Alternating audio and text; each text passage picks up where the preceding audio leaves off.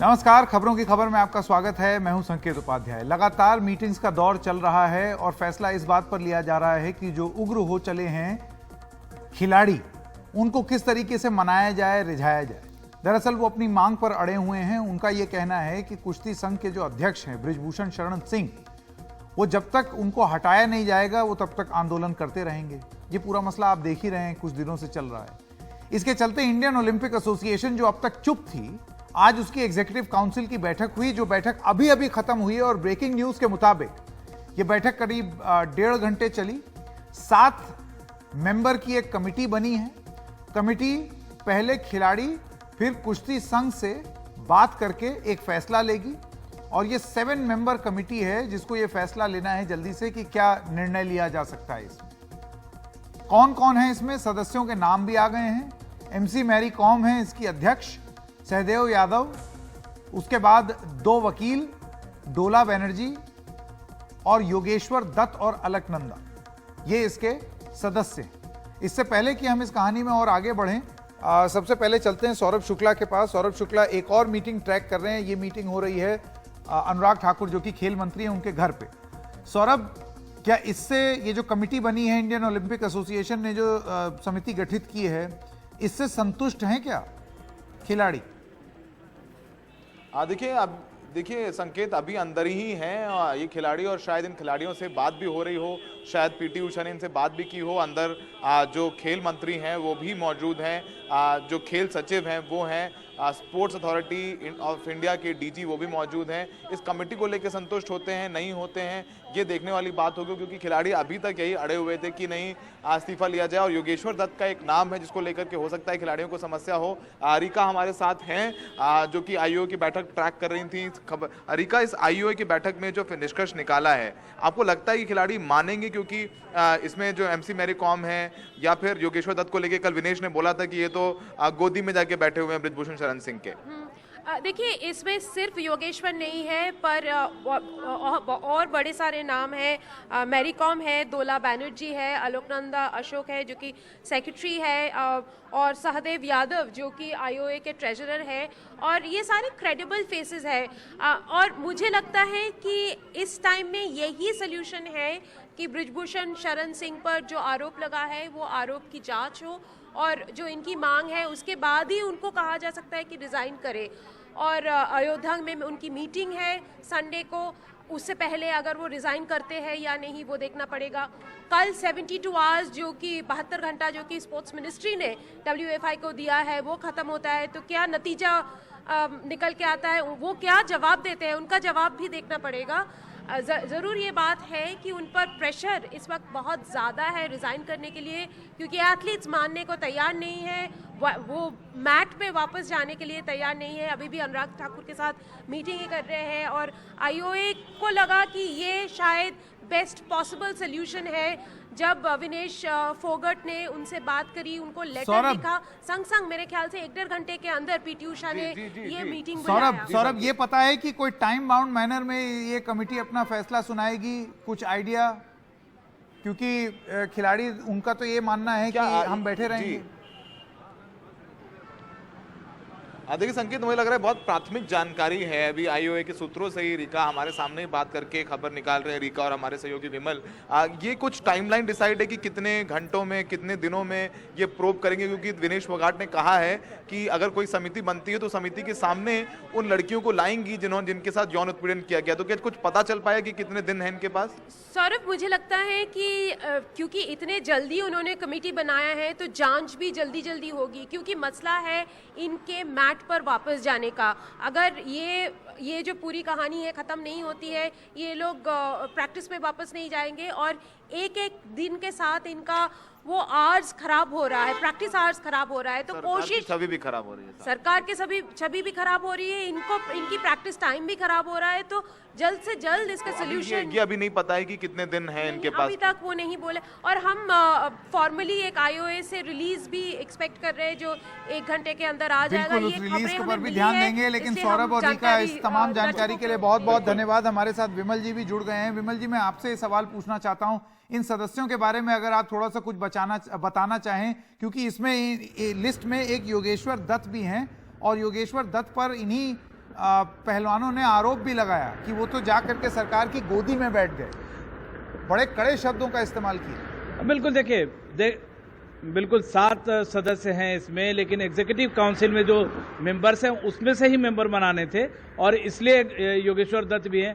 और अगर आप डेविल्स एडवोकेट करते भी हैं तो एक दूसरा पक्ष जरूर होना चाहिए, एक तरफा नहीं हो सकता। और इसमें 2 वकील भी हैं, इसलिए इससे फर्क नहीं पड़ता है कि योगेश्वर दत्त है या नहीं। अब बात जो वहां पे मीटिंग में हुई है वो अहम जानकारी आपको दे दूं संकेत। सबसे बड़ी बात ये कही गई है कि आप जो खिलाड़ी ये कह रहे हैं कि संघ को बर्खास्त किया जाए, संघ को बर्खास्त करने का पावर किसी के पास है ही नहीं।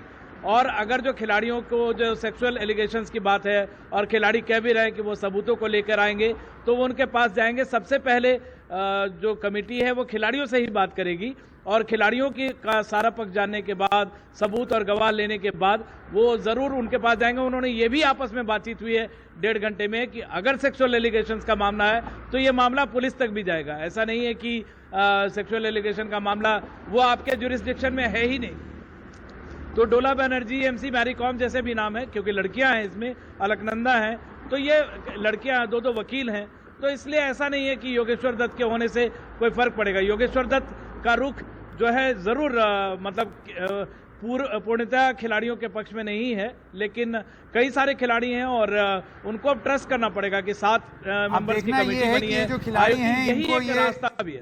इस समिति से वो सहमत होंगे या नहीं, क्योंकि जैसे कि अभी विमल जी बता रहे हैं कि जो मेंबर्स हैं IOA के, उन्हीं में से समिति के सदस्य चुने जाएंगे और चुने जाते हैं। आगे बढ़ते हैं। बृजभूषण सिंह जिन पर ये आरोप लग रहे हैं, उनकी तरफ से भी एक बयान आया। उन्होंने नहीं दिया है, लेकिन उनके बेटे प्रतीक ने मीडिया से ये कहा है कि 22 जनवरी के बाद फैसला होगा। उन्होंने कहा है कि खेल मंत्रालय के नोटिस का जवाब दे दिया है। 3 दिन में खिलाड़ियों का धरना जारी है और बैठक हो रही है। आइए पहले सुनते हैं कि प्रतीक सिंह, जो उनके बेटे हैं बृजभूषण सिंह के, उन्होंने क्या कहा गोंडा में। जब तक हमारी एनुअल जनरल मीट जो कि 22 को नहीं हो जाती, तब तक हम औपचारिक रूप से अभी हम मीडिया के सामने हम अपना बयान नहीं देना चाहते। हम एक बार अपने देश के सभी प्रांतों के हमारे अधिकारी बंधु, हम सभी प्रांतों के हमारे रेसलिंग फेडरेशन के जुड़े कोने कोने से देश जो प्रेमी हैं, हम उनसे, मेंबरों से, अध्यक्षों से, सदस्यों से, सचिवों से, सबसे बात करके, सबसे सलाह करके ही हम रेसलिंग फेडरेशन की तरफ से और श्री बृजभूषण सिंह जी की तरफ से औपचारिक बयान वो खुद अपने से जारी करेंगे। रेसलिंग फेडरेशन की तरफ से वो खुद और अपनी तरफ से वो खुद 22 के बाद, सबसे मिलने के बाद ही वो खुद से जारी करेंगे। और हम लोगों को ये सूचित किया गया है कि रेसलिंग फेडरेशन के द्वारा खेल मंत्रालय को जो औपचारिक जवाब जाना था वो हम लोगों ने उनको प्रेषित कर दिया है और 72 घंटे का जो मौका मिला था हम लोगों ने समय से किया है। और जो औपचारिक बयान जो हम अपनी तरफ से जो जारी करते, जो माननीय सांसद जी बृजभूषण सिंह जी जो अपनी बातें करते, वो 22 में AGM में सबसे सलाह करने के बाद ही करेंगे। वो इसी स्थान पर होगी, अयोध्या, यहां पर होगी, अयोध्या में ही होगी और आप सब लोग को सूचित कर दिया जाएगा। अयोध्या में बैठक होगी, ऐसा सूचित कर रहे हैं बृजभूषण शरण सिंह, जो कि रेसलिंग फेडरेशन ऑफ इंडिया के अध्यक्ष हैं, उनके बेटे, और लगातार ये बोल रहे हैं कि हम ऐसा करेंगे, हम वैसा करेंगे। बेटे का क्या रोल रेसलिंग फेडरेशन में, लेकिन हम करके बात हो रही है। यानी कि पूरी तरीके से इससे आप अंदाजा लगा सकते हैं कि किस तरीके से पूरा परिवार जुटा हुआ है, पूरा तंत्र और बल जुटा हुआ है सांसद महोदय को बचाने में। और वो ये बयान भी कहां दे रहे हैं, दिल्ली में नहीं, जहां पर ये रेसलिंग फेडरेशन के खिलाफ धरना प्रदर्शन हो रहा है, गोंडा, कि वहां पर आसपास उन्हीं के जैसे लोग रहे। अब कुश्ती संघ से पहलवानों का दंगल लगातार जारी है। अभी तक कुश्ती संघ के अध्यक्ष बृजभूषण सिंह ने अपने पद से इस्तीफा नहीं दिया, बरकरार हैं। पहलवानों ने भारतीय कुश्ती संघ के अध्यक्ष और कोच पर यौन शोषण के आरोप लगाए हैं। पहलवानों का यह भी आरोप है कि कुश्ती संघ में मनमानी, तानाशाही और खिलाड़ियों से दुर्व्यवहार का भी आरोप लगा है। उनका यह भी कहना है कि हत्या की धमकी दी जाती है। पहलवानों का कहना है कि छोटी छोटी चीज़ों के लिए तरसाया जाता है। खिलाड़ी खेल मंत्री से मिल रहे हैं, अभी वो कार्रवाई चल रही है और उनकी मांग है कि बड़ी सख्त कार्रवाई हो इस पर, लेकिन कार्रवाई अभी हुई नहीं। पहलवान अपनी मांगों पर अब पीछे हटने को तैयार नहीं है, ऐसा उन्होंने सुबह ही बयान दे दिया। आइए सुनते हैं। लड़कियों ने जैसे खुल के बात की है तो हमें भी काफ़ी अच्छा लगा है कि उन्होंने अपनी खुल के बात धरी है, तो हमें उनके समर्थन में आए हैं और आगे ऐसी कोई हरकत ना हो उसके लिए हम सभी यहाँ बैठे हैं। और जब तक ये फेडरेशन को नहीं हटाया जाएगा, पूरा भंग नहीं किया जाएगा, तो हम यहीं बैठे रहेंगे। इकट्ठा हो रहे सभी पहलवान यहाँ पे जंतर मंतर पे, और सब हमारे सीनियर्स हैं जो हमारे लिए लड़ रहे हैं। तो ये वो बयान थे जो कि जो पहलवान हैं यहाँ पर धरना दे रहे हैं जंतर मंतर पे, उनके पर आइए कुछ चीजें समझने की कोशिश करते हैं कि भारतीय कुश्ती संघ के जो अध्यक्ष हैं उनसे मांग क्या रखी। तो ये जो जितने खिलाड़ी हैं इनकी सबसे प्रमुख मांग ये है, एक चिट्ठी इन्होंने लिखी है। उस चिट्ठी में पहलवान लिखते हैं कि भारतीय कुश्ती संघ के जो अध्यक्ष हैं उनको तुरंत बर्खास्त किया जाए, कुश्ती संघ को भंग किया जाए, ये इनकी चिट्ठी में दूसरी बात लिखी गई है। यौन उत्पीड़न के आरोपों की जांच की जाए, एक नई कमेटी बनाई जाए, जिसका गठन तो हो ही गया, इंडियन ओलंपिक एसोसिएशन ने कर दिया। वहीं भारतीय ओलंपिक एसोसिएशन की अध्यक्ष पीटी उषा ने भी इस मामले पर ट्वीट करके यह कहा है कि आईओए अध्यक्ष के तौर पर मैं पहलवानों के मौजूदा मुद्दे पर सदस्यों के साथ चर्चा कर रही हूं और हम सभी के लिए खिलाड़ियों की भलाई आईओए की सर्वोच्च प्राथमिकता है। हम आपको यह बता दें कि यह ट्वीट आईओए की मीटिंग से पहले का है। फिर वो कहती हैं, हम खिलाड़ियों से अपील करते हैं कि वो आगे आएं और अपनी चिंताओं को हमारे सामने रखें। न्याय सुनिश्चित करने के लिए हम पूरी जांच सुनिश्चित करेंगे। हमने भविष्य में उत्पन्न होने वाली ऐसी स्थितियों से निपटने के लिए जल्द कार्रवाई के लिए एक विशेष समिति गठित करने का भी फैसला किया है, जिसके मेंबर्स उन्होंने आज उसकी घोषणा कर दी। इस मामले में खेल मंत्री का कहना है कि 72 घंटे के अंदर भारतीय कुश्ती संघ से जवाब मांगा गया है।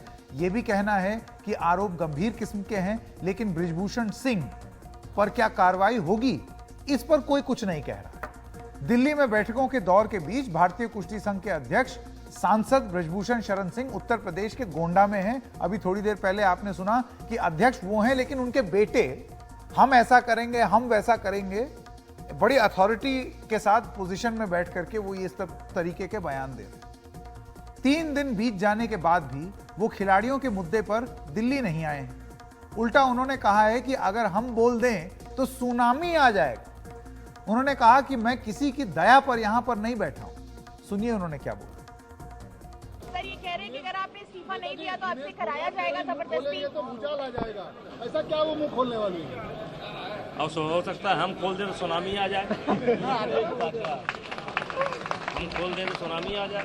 मैं जो है किसी की दया पर नहीं यहाँ पर बैठा हूँ, मैं चुना हुआ अध्यक्ष हूँ जनता के द्वारा।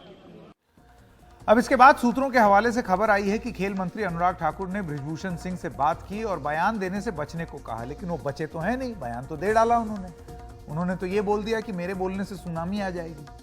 उन्होंने ये भी कहा कि बृजभूषण सिंह के बयान से स्थिति और बिगड़ेगी। वहीं वो पहलवानों से भी लगातार बात कर रहे हैं, जो मीटिंग अभी भी चल रही है। अब भारतीय कुश्ती संघ को जानने की कोशिश करते हैं कि यहां क्या होता है। डिटेल में जाते हैं थोड़ा सा। तो भारतीय कुश्ती संघ में एक अध्यक्ष है, एक वरिष्ठ उपाध्यक्ष है, 4 उपाध्यक्ष हैं, एक महासचिव, एक कोषाध्यक्ष और एक संयुक्त सचिव। ये आप ये समझिए वो गवर्निंग बॉडी, जो कि मतलब मैनेजमेंट के जो लोग हैं, ये रेसलिंग फेडरेशन का मैनेजमेंट। इस बीच ये जानना भी जरूरी है कि क्या भारतीय कुश्ती संघ के अध्यक्ष बनने की प्रक्रिया क्या है, कैसे अध्यक्ष बनते हैं। इन्होंने बोला ना, मैं 3 बार चुन के आया हूं। पहले लेवल की कमेटी होती है जिसे कहते हैं जनरल काउंसिल। क्या है आइए जानते हैं। इसमें हर राज्य और यूनियन रेसलिंग एसोसिएशन से 2 प्रतिनिधि होते हैं। इसमें एक पुरुष एक महिला खिलाड़ी होते हैं। United world wrestling bureau member होते हैं। जनरल काउंसिल हर 4 साल में चुनाव करवाती है। इसमें पदाधिकारी, एग्जीक्यूटिव कमेटी सदस्य और सभी कमेटी के सदस्यों का चुनाव होता है। इसी कमेटी में सीक्रेट बैलेट बताया जाता है कि उसके जरिए चुनाव होता है कि कौन बनेगा। पदाधिकारी, एग्जीक्यूटिव कमेटी के सदस्य 4 बार से ज्यादा चुने नहीं जा सकते। कोई भी सदस्य 12 साल से ज्यादा अध्यक्ष पद पर नहीं रह सकता।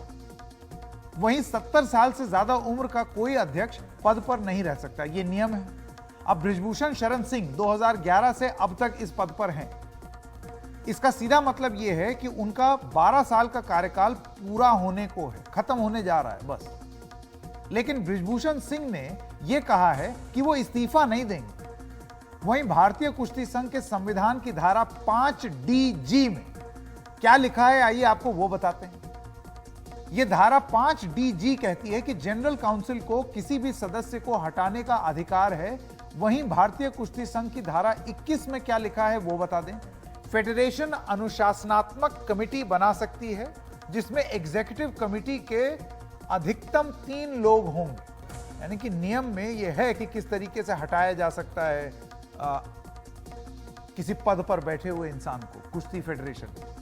भारतीय कुश्ती संघ के संविधान की धारा 29B के मुताबिक एथिक्स कमेटी बनाई जाती है जो यौन उत्पीड़न यानी कि sexual harassment, match fixing, fraud सहित कई दूसरे मामलों को देखती है। आप ये सोचिए कि एक कमेटी बना दी और उसमें सेक्सुअल हैरेसमेंट भी डाल दिया, जबकि नियम के हिसाब से सेक्सुअल हैरेसमेंट की अलग कमेटी बननी चाहिए।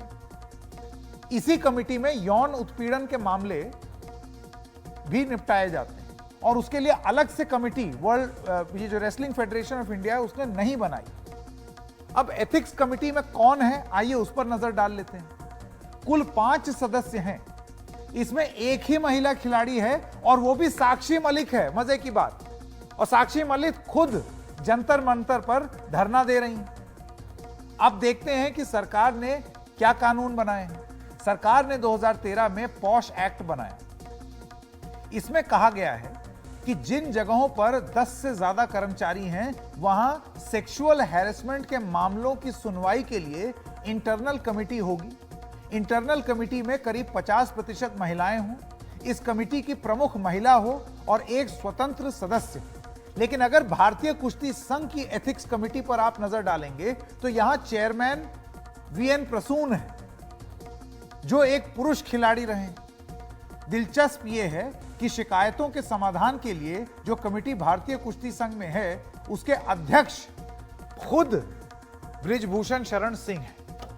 कैसे इंसाफ मिलेगा, कैसे इंसाफ मिलेगा? अब आप सोचिए जरा कि ये इंटरनल कॉन्स्टिट्यूशन पर हम जा रहे हैं रेसलिंग फेडरेशन ऑफ इंडिया के और उसके कानून के हिसाब से देख रहे हैं कहां कहां कानून का उन्होंने ही उल्लंघन कर दिया है और कहां जो कमिटीज बननी चाहिए उसमें लूप होल है। क्या इंसाफ मिलेगा खिलाड़ियों को ऐसी फेडरेशन?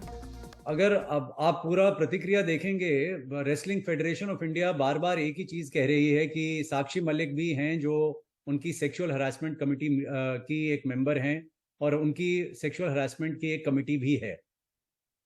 वो एक बहुत ही बड़ा सफेद झूठ है और वो इस कागज से पता चलता है जो उनकी वेबसाइट से मैंने अभी डाउनलोड किया है।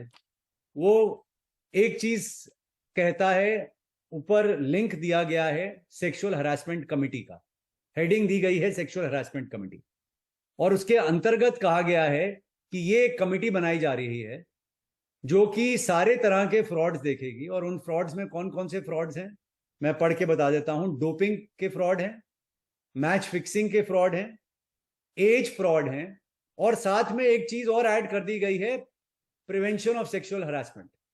और कहा गया है कि इस कमेटी को WFI जो है वो एस्टैब्लिश कर रही है और ये कमेटी का नाम है एथिक्स कमीशन। तो ऊपर हेडिंग दी गई है क्या, सेक्सुअल हरासमेंट कमेटी, और नीचे क्या लिखा है फाइन प्रिंट में कि इस कमेटी का नाम है एथिक्स कमीशन। तो या तो ये एथिक्स कमीशन है और या ये सेक्सुअल हरासमेंट कमेटी है। अब इनका झूठ कैसे पकड़ा गया ये देखिए। कानून ये कहता है, विशाखा जजमेंट जो है सुप्रीम कोर्ट की और उसके बाद जो एक्ट आया इसके ऊपर सेक्सुअल हरासमेंट के ऊपर 2013 में, वो दोनों चीजें मैंडेट करती हैं बड़े स्पष्ट तौर पे कि जब आपकी सेक्सुअल हरासमेंट कमेटी होगी उसमें आपका जो चेयरपर्सन होगा वो एक औरत होगी, बहुत ही नामी गनामी अपनी संस्था की। दूसरी, उसमें NGO के लोग होंगे और आपके संस्था के और लोग होंगे और 50% से ऊपर, मतलब आधे से ज्यादा मेंबर्स जो होंगे उस कमेटी में वो औरतें, वुमेन होंगी। और इसमें अब जो इनकी sexual harassment so called committee है, जो एक्चुअली एक एथिक्स कमेटी है, जो एज फ्रॉड देख रही है, जो डोपिंग देख रही है, जो बाकी सब चीजों की मैच फिक्सिंग और दूसरे फ्रॉड देख रही है, इनके ऊपर इतना प्रेशर था, क्योंकि 2 दिन से मैं भी कह रहा हूं कि सरकार जो है, ministry of youth affairs and sports के पास पूरा का पूरा हक है इनको डी रिकॉग्नाइज करने का। डी रिकॉग्नाइज नहीं करना चाहती तो कम से कम सस्पेंड करने का तो पूरी बॉडी का इनके पास रास्ता भी है और हक भी है। क्यों? क्योंकि एनुअल रिकॉग्निशन देते वक्त ये कहा गया है कि आपके पास ये कमेटी होनी चाहिए और ये कमेटी फंक्शनल होनी चाहिए। तो वो वायलेशन है स्पोर्ट्स कोड की, और कोई भी वायलेशन स्पोर्ट्स कोड का अगर हो तो आप बॉडी को सीधा सस्पेंड कर सकते हैं और बाद में डी रिकॉग्नाइज कर सकते हैं। तो इसमें तो बृजभूषण को हटाने की भी बात नहीं है, पूरी बॉडी को हटाने की बात, आपके पास उतनी पावर है। अब ये कैसे पता चलता है? इनके कमेटी मेंबर देखिए, श्री वी एन प्रसूद जो सेक्रेटरी जनरल हैं WFI के, Shri Jaiprakash Olympian joint secretary हैं जो WFI के, श्री विशाल सिंह जो एग्जीक्यूटिव मेंबर हैं, और श्री देवेंद्र कुमार साहू जो एग्जीक्यूटिव मेंबर हैं, और फिर 5वें नंबर पे आती हैं मिस साक्षी मलिक जो अर्जुना अवार्डी हैं, खेल रत्ना अवार्डी हैं। तो 5 में से 4 जो हैं वो आदमी हैं, 1 औरत हैं। कानून क्या कहता है सेक्सुअल हरासमेंट के कानून में कि चेयरपर्सन ये मिस्टर साहू तो प्रसूद तो हो ही नहीं सकते, सेक्रेटरी जो है WFI के, वो तो एक औरत होनी चाहिए। और इन 5 में से कम 3, वैसे तो 4 होने चाहिए लेकिन कम से कम 3 मेजॉरिटी जो है वो विमेन की होनी चाहिए, औरतों की होनी चाहिए। तो ये जो बताया जा रहा है उनकी वेबसाइट में कि ये साक्षी मलिक जो हैं वो सेक्सुअल हरासमेंट कमेटी की मेंबर हैं, ये बिल्कुल एक सफेद झूठ है। इसी बेसिस पे इनको सस्पेंड कर दो तो गवर्नमेंट ऑफ इंडिया के पास ministry of youth affairs and sport जो मिनिस्टर उनके अनुराग ठाकुर हैं, और उनके पास ये पावर है कि उनको सस्पेंड कर दिया जाए इसी झूठ के ऊपर, क्योंकि ये पावर दी गई है सरकार को उनके अपने स्पोर्ट्स कोड में, जो कि मेरी जनहित याचिका में, जिसको एक लीगल मैंडेटरी और बाइंडिंग डॉक्यूमेंट कहा गया है, जब तक सेंट्रल गवर्नमेंट एक सेंट्रल एक्ट नहीं लेकर आती, स्पोर्ट्स एक्ट नहीं लेकर आती पूरे भारतवर्ष में। तो ये एक सफेद झूठ पकड़ा गया है। ये इसलिए कर रहे हैं क्योंकि मैंने 2 दिन से मैं कह रहा हूं कि सरकार के पास जो है वो पावर है, ये पावर इनके पास स्पोर्ट्स कोड में है और ये इनको सस्पेंड कर सकती है। इनको कोई नोटिस भी देने की जरूरत नहीं है, और ये पहले भी डिफरेंट ग्राउंड्स के ऊपर, डिफरेंट छोटे छोटे वायलेशंस के ऊपर भी सरकार ने डी रिकॉग्नाइज करा हुआ है फेडरेशंस को, नेशनल स्पोर्ट्स फेडरेशंस को। ये तो एक बहुत ही घिनौना और बहुत ही बड़ा वायलेशन है, इसलिए इसके ऊपर तो सस्पेंशन तो बनता ही बनता है। आइए अब रुक करते हैं एक और खबर का जो कि बहुत ज़रूरी है। आपने अक्सर देखा होगा कि चाहे फिल्म स्टार हों या फिर खिलाड़ी हों, वो हमेशा ऐड में दिखते हैं किसी किसी चीज़ को बेचते हुए। पर अब सोशल मीडिया प्लेटफॉर्म पर कंपनियों का प्रोडक्ट एंडोर्समेंट करने वाले जो सेलिब्रिटी हैं, सोशल मीडिया इन्फ्लुएंसर हैं या वर्चुअल इन्फ्लुएंसर्स हैं, उनको ये बताना ज़रूरी होगा कि उन्होंने कितने पैसे लेकर किस प्रोडक्ट का प्रचार किया है, या उसमें उसका कोई निजी कारोबारी या वित्तीय हित शामिल है या नहीं। उपभोक्ता मामलों के विभाग ने शुक्रवार को इस बारे में सख्त दिशा निर्देश जारी किए।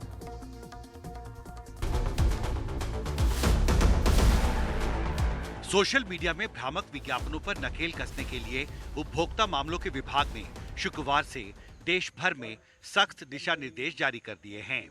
अलग अलग कंपनियों के सामान की वकालत करने वाले नामी गिरामी लोगों, सोशल मीडिया इन्फ्लुएंसर्स या वर्चुअल इन्फ्लुएंसर्स को अब पारदर्शी तरीके से सोशल मीडिया पर यह बताना होगा कि उन्होंने पैसे लेकर किसी प्रोडक्ट का प्रचार किया है या उसके प्रचार में उसका अपना कोई कारोबारी या वित्तीय हित जुड़ा हुआ है। उपभोक्ता मामलों के सचिव रोहित कुमार सिंह ने एनडीटीवी को फैसले के बारे में बताया। ये जो गाइडलाइंस हैं ये कंज्यूमर प्रोटेक्शन एक्ट के ओवरऑल फ्रेमवर्क में जारी की गई हैं। इसका जो सिद्धांत है वो कि अनफेयर ट्रेडिंग प्रैक्टिस नहीं होनी चाहिए, कोई भी गलत तरीके से कोई व्यापार नहीं कर सकता है। उसी के तहत एक चीज़ आती है मिसलीडिंग एडवर्टीजमेंट। भ्रामक विज्ञापन पिछले कुछ समय से कन्वेंशनल मीडिया पे जैसे न्यूज़ प्रिंट है या टेलीविज़न चैनल्स हैं या रेडियो, उस पर ज़्यादा प्रेवलेंट थे। पर जैसे जैसे सोशल मीडिया का प्रेवलेंस बढ़ रहा है तो बहुत सारे लोग जिनको सोशल मीडिया इन्फ्लुएंसर्स भी कहते हैं, वो पैसे लेकर या किसी अन्य मटेरियल कनेक्शन के माध्यम से उसके इन्फ्लुएंस में वो प्रोडक्ट को एंडोर्स करते हैं। तो हमने केवल ये कहा है कि जो ग्राहक है, कंज्यूमर, उसको ये डिस्क्लोजर किया जाना चाहिए कि ये जो सेलिब्रिटी या इन्फ्लुएंसर कोई प्रोडक्ट एंडोर्स कर रहे हैं, उन्होंने क्या ये पैसे लेकर किया है। जैसे अखबारों में विज्ञापन दिख जाता है कि ये विज्ञापन है, ये समाचार नहीं है, उसी का ये पैरेलल है। सरकार की तरफ से जारी नई गाइडलाइंस के तहत अब हर सेलिब्रिटी, सोशल मीडिया इन्फ्लुएंसर और वर्चुअल इन्फ्लुएंसर को प्रमुखता से ये बताना होगा कि ये प्रोडक्ट इंडोर्समेंट पेड है। अगर वो किसी उत्पाद का वीडियो जारी कर उसकी वकालत करता है तो पूरे वीडियो में ये बात साफ शब्दों में लिखी होनी चाहिए। यही नियम किसी उत्पाद की तारीफ वाली लाइव स्ट्रीमिंग पर भी लागू होगी। साथ ही प्रोडक्ट इंडोर्समेंट और पेड कंटेंट की जानकारी की भाषा भी एक होनी चाहिए। तो कार्रवाई का किस तरह का प्रावधान आपने तय किया है? कार्रवाई के लिए central consumer protection authority CCPA, इसमें कंप्लेंट भी कोई कर सकता है, वो सुओ मोटो भी कॉग्निजेंस ले सकते हैं, गवर्नमेंट भी रेफर कर सकती है। उसके तहत एक अर्ध न्यायिक प्रक्रिया है, उसके आधार पे कार्रवाई होती है। And CCPA can impose penalties, CCPA can also for repeated offence can stop the celebrities from endorsing for a fixed period also. 6 महीने से 2 साल तक सेलिब्रिटी को डिस्क्रिप्शन, हाँ, और 10 से 50 लाख तक का फाइन है। फाइन कर सकते हैं। ये नए दिशा निर्देश शुक्रवार से ही पूरे देश में लागू कर दिए गए हैं। अब कोई भी सोशल मीडिया यूजर उपभोक्ता नियमों का उल्लंघन होने पर इसकी शिकायत केंद्रीय उपभोक्ता संरक्षण प्राधिकरण से कर सकेगा। कंज्यूमर अफेयर्स मंत्रालय के मुताबिक आज सोशल मीडिया पर करीब 1 लाख सोशल मीडिया इन्फ्लुएंसर्स सक्रिय हैं और सोशल मीडिया पर प्रोडक्ट इंडोर्समेंट का बाजार लगातार बड़ा हो रहा है। एक आकलन के मुताबिक अगले 2 साल में देश में सोशल मीडिया पर प्रोडक्ट इंडोर्समेंट का बाजार 2800 करोड़ रुपए से भी ज्यादा का हो सकता है। जाहिर है अब सेंट्रल कंज्यूमर प्रोटेक्शन अथॉरिटी के सामने अगली चुनौती इन नए गाइडलाइंस को सख्ती से लागू करने की होगी। दिल्ली से कैमरा पर्सन जोसेफ के साथ हिमांशु शेखर, NDTV इंडिया।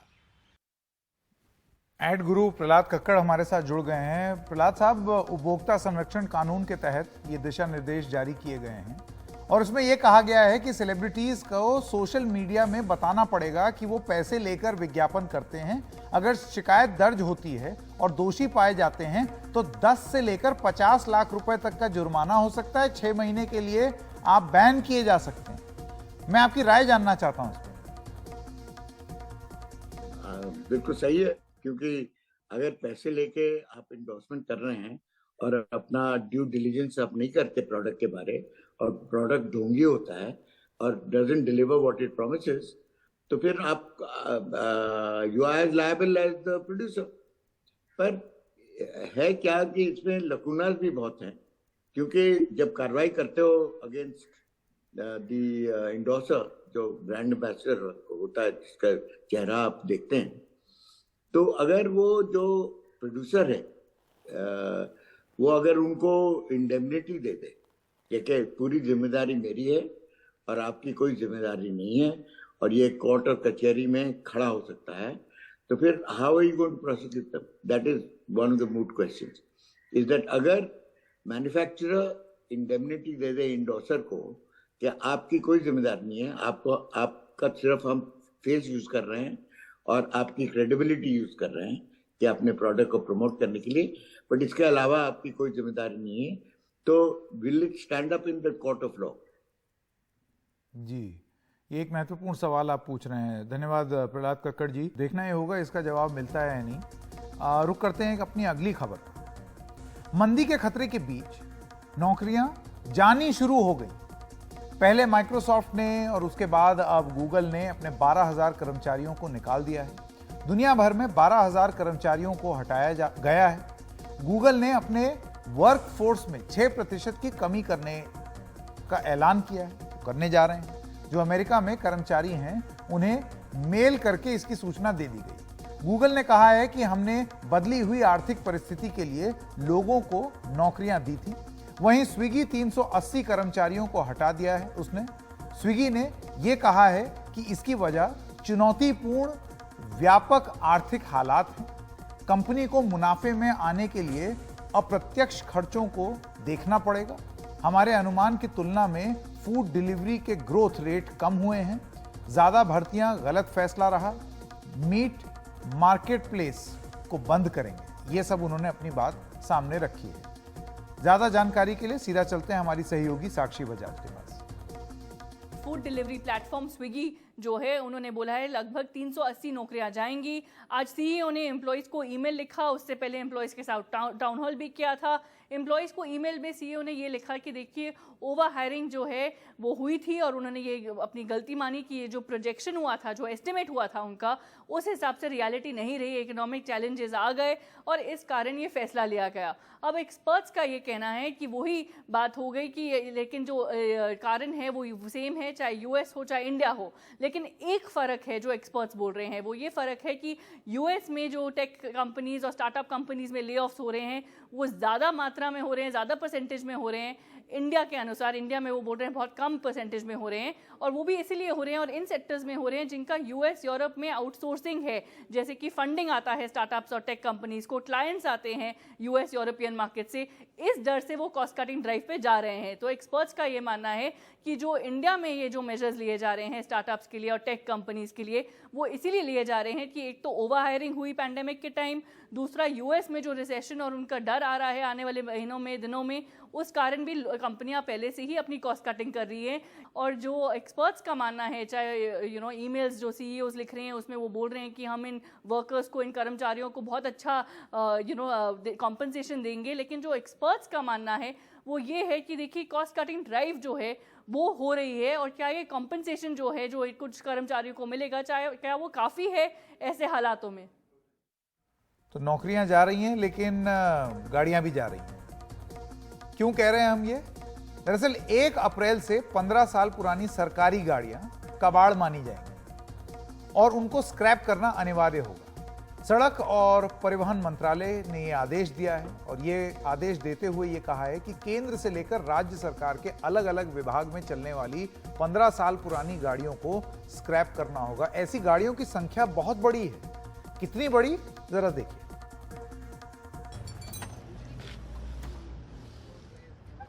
कुछ इसी तरह 15 साल पुरानी सरकारी गाड़ियों के कल पुर्जे स्क्रैप सेंटर में खोले जाएंगे और वो 1 अप्रैल से कबाड़ में तब्दील हो जाएंगी।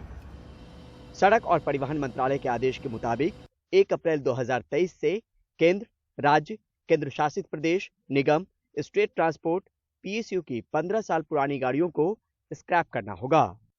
स्पेशल ऑपरेशन में लगी डिफेंस की गाड़ियों को इससे छूट होगी। दिल्ली एनसीआर में मियाद पूरी कर चुकी गाड़ियां स्क्रैप सेंटर में पहले से ही पहुंच रही हैं। अमरजीत सिंह का ज्यादा वक्त विदेश में गुजरता है। गाड़ी पिछले साल ही 15 साल पुरानी हो गई तो तैयारी स्क्रैप सेंटर भेजने की है। गाड़ी टो करने को लेकर क्रेन खड़ी है। 2007 मॉडल की गाड़ी है और 2022 में एक्सपायर हो गई थी। अभी मुझे जैसे दिल्ली से मुझे बाहर जाना है, अब मैं इसको रख नहीं सकता, ना ही मैं इसको दिल्ली में ड्राइव कर सकता हूँ, क्योंकि as per the government rules आप 15 ईयर्स से ज़्यादा आप ड्राइव नहीं कर सकते हो। और अगर मैं दिल्ली में लेके गया गाड़ी तो इमीडिएटली इम्पाउंड हो जाएगी। तो इट्स बेटर कि इसको खुशी खुशी अलविदा किया जाए। कोई मुझे 34,000 बता रहा था, कोई 35 बता रहा था, कोई तो 32 भी बता रहा था। लेकिन अब डील कितने में हुई? अभी तो 40,000 के आसपास मेरी डील हो गई है। सबसे बड़ी बात यह है कि मैंने ऑथराइज से करवाया, मैंने किसी भी अनऑथराइज डीलर से नहीं करवाया। तो देखिए अमरजीत सिंह की गाड़ी स्क्रैप के लिए पहुंच चुकी है। गाड़ी को पहले खोला जा रहा है, फिर इसके कल पुर्जों को इस कॉम्पैक्ट मशीन में धीरे धीरे करके डाला जाएगा और इस तरह से लोहे के बंडल बनकर बाहर आएंगे। स्क्रैप के बाद सर्टिफिकेट मिलेगा जिससे नई गाड़ी लेने पर छूट मिलती है। गाड़ी के वेट के हिसाब से उसका जो इसमें लोहा होता है, प्लास्टिक होता है, उसके वेट के हिसाब से हम उस गाड़ी की कीमत को बताते हैं। जो बाजार में कीमत चल रहा हो लोहे का, प्लास्टिक का, एल्युमिनियम का, उसके हिसाब। यस सर, जो बाजार में उस समय कीमत होता है उसके हिसाब से हम उसकी उसका कीमत लगाते हैं। गाड़ी कुछ गाड़ियों की कीमत बढ़ जाती है वो टायर वगैरह की वजह से। हाँ, टायर थोड़ा जिसके ज़्यादा अच्छे होते हैं उनकी कीमत थोड़ा बहुत ऊपर नीचे हो जाती है। एक सर्टिफिकेट होता है 10 to 15 डेज आफ्टर, जब गाड़ी स्क्रैप हो जाती है तो दूसरा सर्टिफिकेट आप स्क्रैपिंग दिया जाता है, जिसमें गाड़ी की चेसिस की फोटो और इंजन की फोटो अपलोड होती है। देश में 15 साल पुरानी गाड़ियों की तादाद 4 करोड़ से ज्यादा है। फिलहाल मंत्रालय राज्यों से 15 साल पुरानी गाड़ियों के आंकड़े जुटाने में लगा है। पर्यावरण बचाने को लेकर एक पहल खुद से, ताकि एक नजीर भी पेश कर पाएंगे, जनता को संदेश भी दे पाएंगे। तो शुरुआत हो रही है, पर ठोस मुकम्मल योजना की भी जरूरत पड़ेगी, सख्ती की भी और जनता के साथ की भी। ग्रेटर नोएडा से परिमल कुमार, एनडीटीवी इंडिया। बताइए, उतनी बड़ी गाड़ी इतनी सी बचेगी। खैर, आगे चलते हैं। देश का नया संसद भवन लगभग बनकर तैयार हो गया है और आज इसकी कुछ खास तस्वीरें सामने आ गई हैं। जरा आपको वो दिखाते हैं तस्वीरें। नई संसद भवन की ये तस्वीरें बेहद खास है। संसद भवन में 800 सांसदों के बैठने की जगह है। प्रधानमंत्री नरेंद्र मोदी ने भी संसद का भवन और इसका शिलान्यास किया था। नई संसद भवन के बनने के साथ ही अंग्रेजों के जमाने की संसद भवन इतिहास में दर्ज हो जाएगी। पुरानी संसद भवन को म्यूजियम में तब्दील कर दिया जाएगा। आंध्र प्रदेश बीजेपी ने नई संसद की कुछ तस्वीरें भी साझा की हैं, ये आपके स्क्रीन पर है।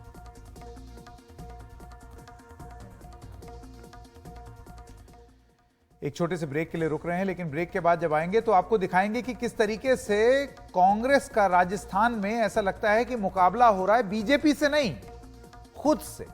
ताजा अध्याय क्या है, ब्रेक के बाद आपको सुनाएंगे।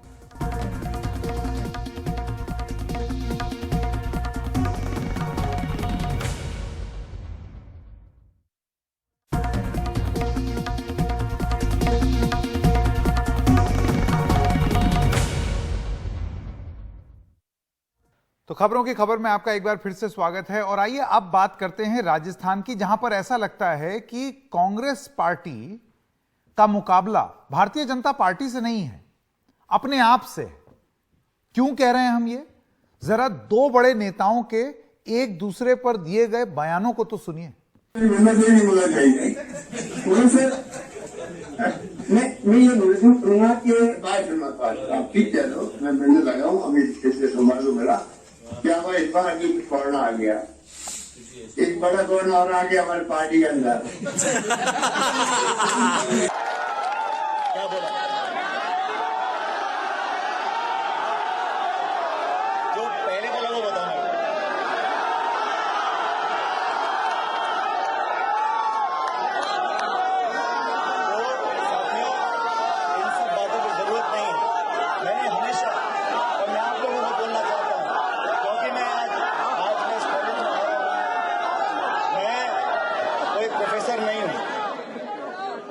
मास्टर नहीं हूं, लेकिन मैं आपके बीच में आया हूं, आपसे उम्र में बड़ा हूं, इसलिए मेरा दायित्व बनता है। मैं आपसे बड़ा हूं, मेरा दायित्व बनता है मैं आपको सही बात बोलूं, आपके संस्कारों को जगाऊं। आपकी परवरिश ऐसी होनी चाहिए कि आप लोगों का मान सम्मान करो, लोगों को इज्जत बख्शो, और इज्जत दोगे तो इज्जत मिलेगी। तो खबरों की खबर में आज बस इतना ही। नमस्कार।